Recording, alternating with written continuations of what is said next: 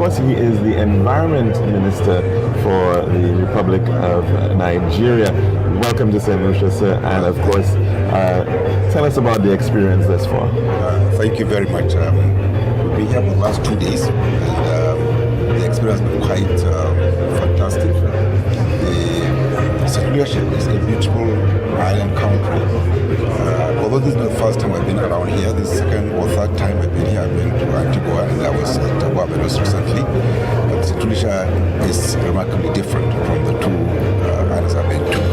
And we are here because there are a lot of areas that we can connect to Saint Lucia, particularly in the area of environment, which is particularly where I am really concerned about. But there are many other areas that we can work together in terms of trying to connect. The President made it very clear that we are the same people, we have the same history, the same culture, and we came from the same background. So I believe that it's long overdue that we have not been able to do this. So I'm so much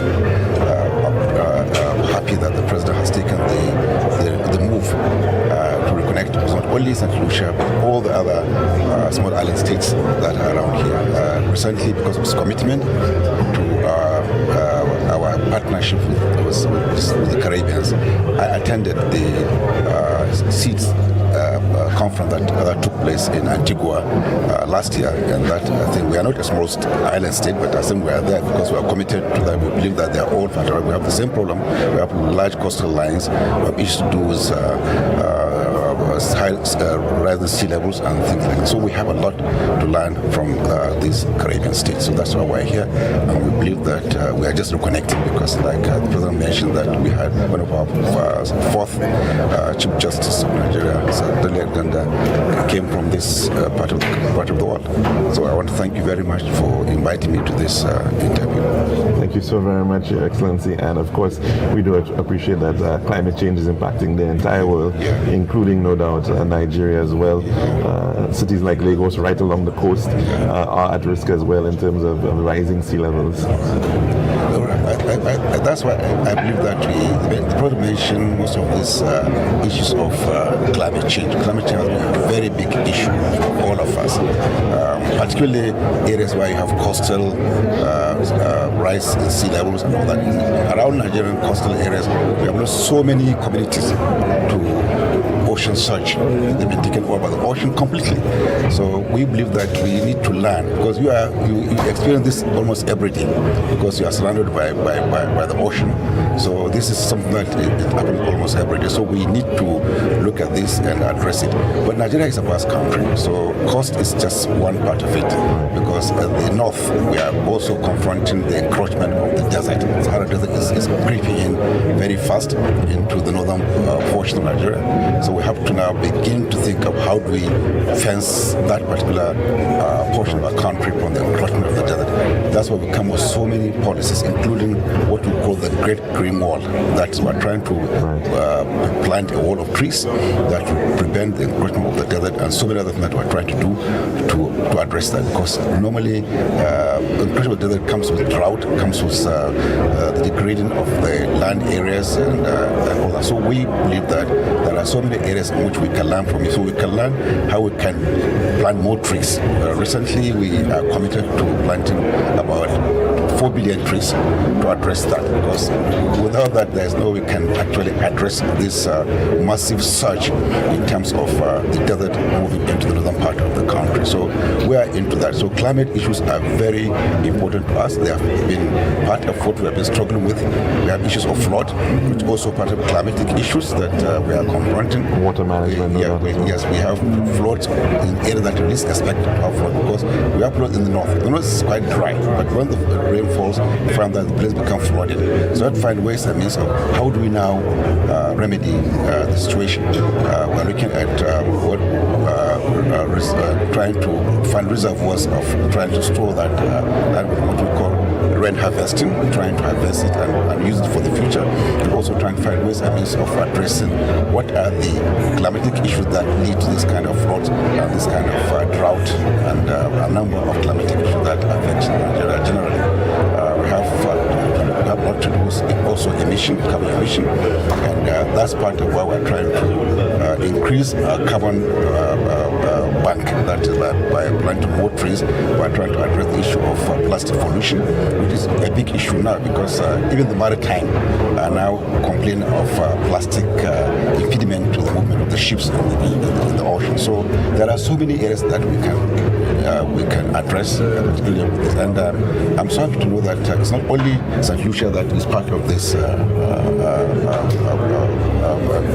bilateral, it's more multilateral than bilateral because most of the other INSTs are here to meet with our president later in the day, and I believe that so we're not only looking at we're looking at the entire states around the Caribbean, particularly the Eastern Caribbean. So I think it's very important to me. This is long overdue. We need to do this. We need to actually do more of this, and I'm happy that there was a connection with President Mandela earlier. So I believe that our president will now carry the mantle of leadership in trying to bring African support and African unity with the Caribbean. Seeing such amazing talent, I mean, coming out of Nigeria right now, everybody is hooked on Nollywood, on the movies. They're also hooked on the Afrobeats. But we're also seeing a very great desire of the cultural heritage aspect. I think just last week, the announcement of Benin bronzes being returned from a Netherlands museum to a Nigerian museum. Tell us about the state of affairs in terms of running such a massive country like Nigeria and so many different cultures and ethnic groups, and then yet still so much coming out of it. Well, thank you very much for having me here. First of all, I just want to preface this by saying you have a breathtaking country and your people have been so receiving, and from the moment we walked off the aeroplane, I've just seen a reflection of my community. That's really what Saint Lucia is. Nigeria is a huge, diverse community, as you would know, one of the largest population, the most populous nation in Africa, but beyond that, a very diverse country with at least 230 different tribes and ethnicities and languages as diverse as Chinese and German. And for us, we see that as a huge value. That is where our strength is, that is where our traditions are, that's where our ideals are. You speak about the creative industry. The creative industry really stems from what we had to offer from a cultural aspect. So, culture for us is really that element that we as an administration have come in to look to see how we can open up the vistas with the culture to create this economic growth that the president is committed to, and beyond that, job creation, within culture and the creative industry, and of course now with tourism.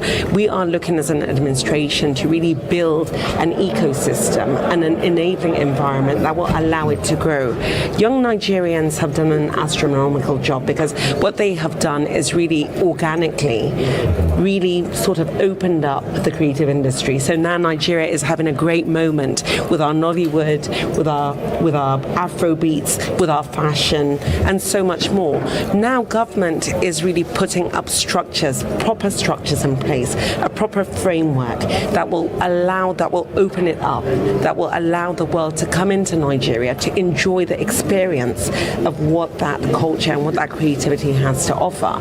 And what we see in coming into Saint Lucia is really an opportunity for great partnership in this respect. The music, the fashion, the thirst for culture and the thirst for life mirrors each other. So I think that's a great opportunity for us to see how we can work together. And of course, when you talk about tourism is really about the elements that you have to offer. People do come into Saint Lucia not only because you have created a great environment for tourism, but also to experience the culture that you have here, right?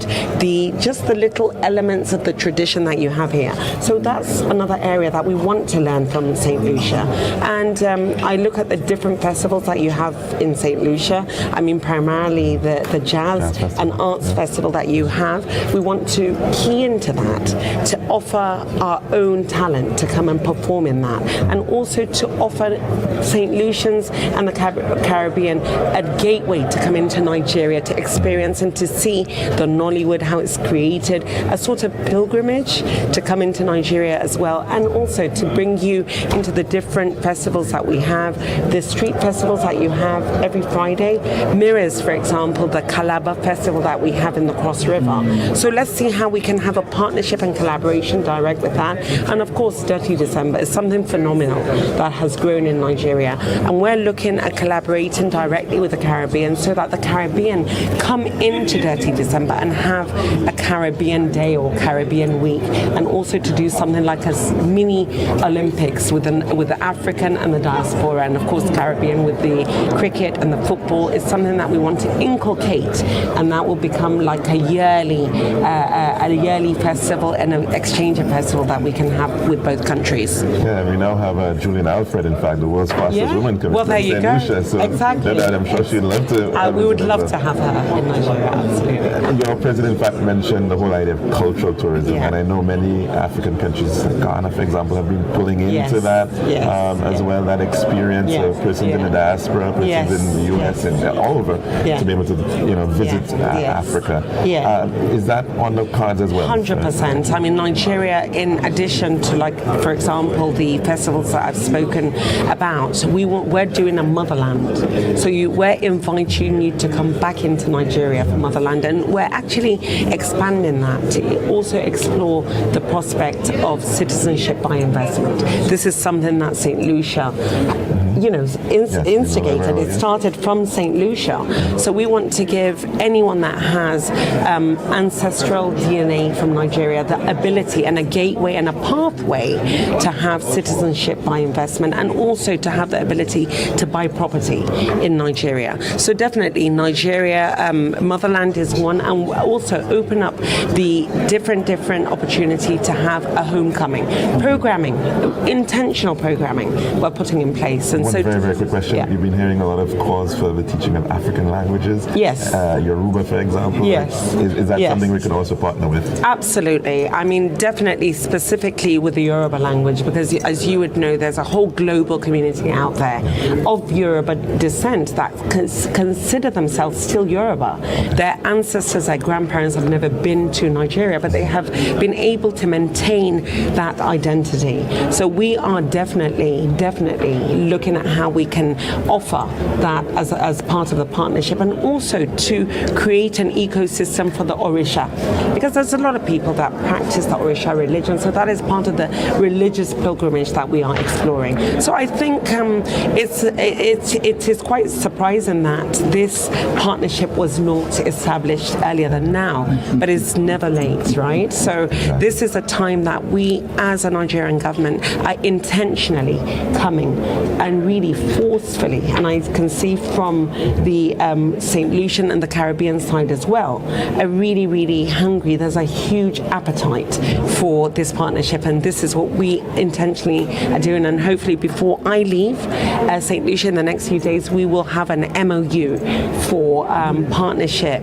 in the area of art, culture, tourism and the creative industry that we would have signed between the two nations. Fantastic news indeed. And thanks so very much, Your Excellency, for being able to share with our audience here today on this very auspicious occasion. And thank you for sharing this beautiful country with us. It really is a slice of heaven. It really is. Thank you. Hope you feel right at home as a homecoming. I really do. Thank you so much.